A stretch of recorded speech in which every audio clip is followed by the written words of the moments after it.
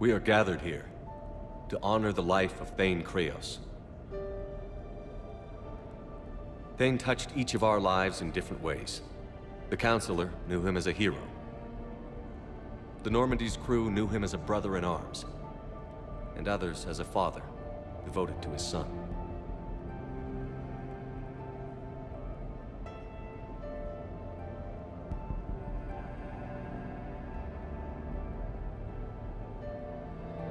There's an old human saying, whoever saves one life, saves the world entire. It's not about a planet, but the value of each of us. I don't know how many times Thane saved my life, or I saved his when we were beyond the Omega-4 relay. It all happened pretty fast. But I do know my whole world could have come to an end then, and it didn't.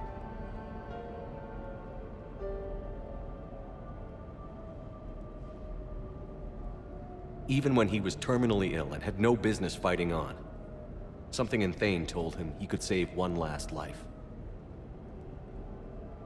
It was not his own. Thane was too selfless for that. The life he chose was someone's whose decisions could, in fact, save worlds entire.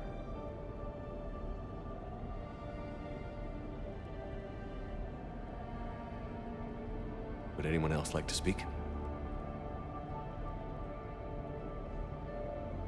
What I remember about Thane was his confidence. He told me once about how he remembered everything, even every mistake he made. If I did that, I'd be a nervous wreck. Thane kept it under control.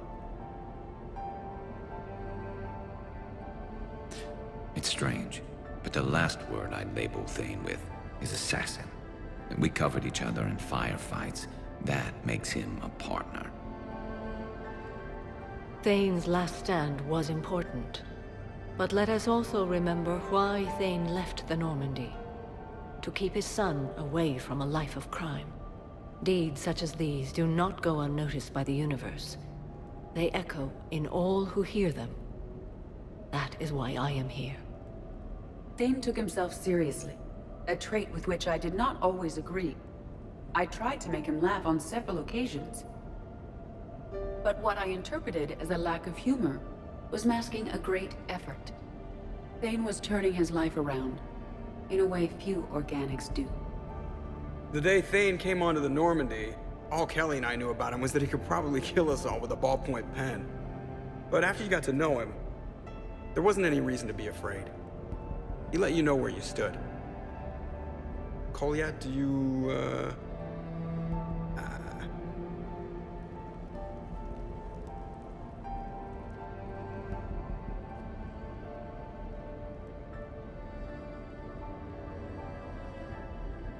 When I was little, I thought my father had it all figured out. He said men must be loyal to their friends and dangerous to their enemies. But when he prevented me from hurting someone, he had changed. He said enemies and ego are not as important as loved ones. I didn't want to hear it. I was lost. I called him a hypocrite in 1,000 different ways. Said that he was going soft. Now, I think maybe he did have it all figured out. That's all I can say. If anyone would like to continue, we'll be here. Looks like people are starting to clear out. Commander, thank you for holding this event. In time, it will be a good memory. I don't know if I'll be as philosophical about it. It's still kind of raw. I understand.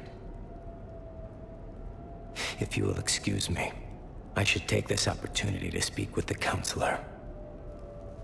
But what? He is feeling grateful, and I want to point out there are some Solarian biologists who need funding. If anyone would be able to create a breakthrough in the treatment of Kepral syndrome, it would be them. If you need someone to hold the Counselor's feet to a fire, I'm there. I appreciate the offer, but Counselor Valorn has recently orated about funding science during wartime. My odds are good. Oh, before I go, I was organizing my father's possessions, and I came upon copies of video messages he tried to send you. I sent them to your extranet address. I hope they help, more than they hurt. Until we meet again, Commander.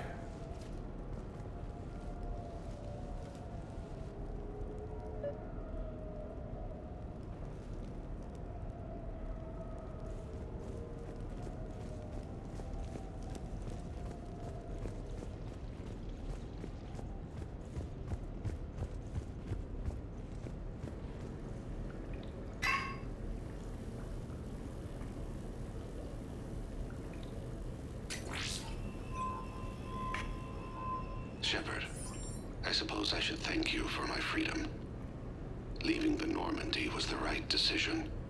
It was saddening to see our crew go their separate ways, but it is better than answering questions in an Alliance interrogation room. I hope this message finds you well. As for me, I have moved into an apartment on the Citadel not far from Kolyat.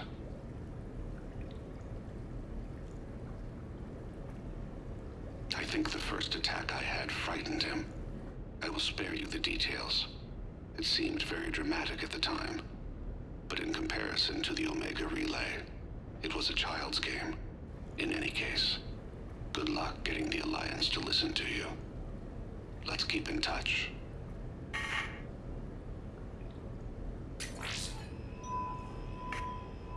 Shepard, if you sent a message back, I didn't get it.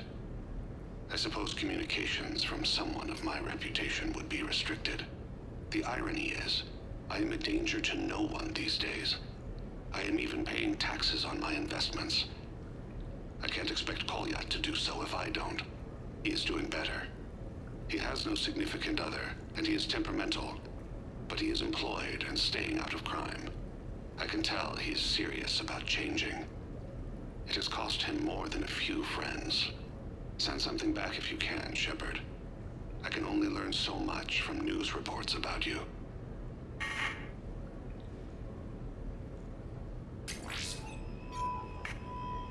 I have tried a false identity to try to get this message through to you.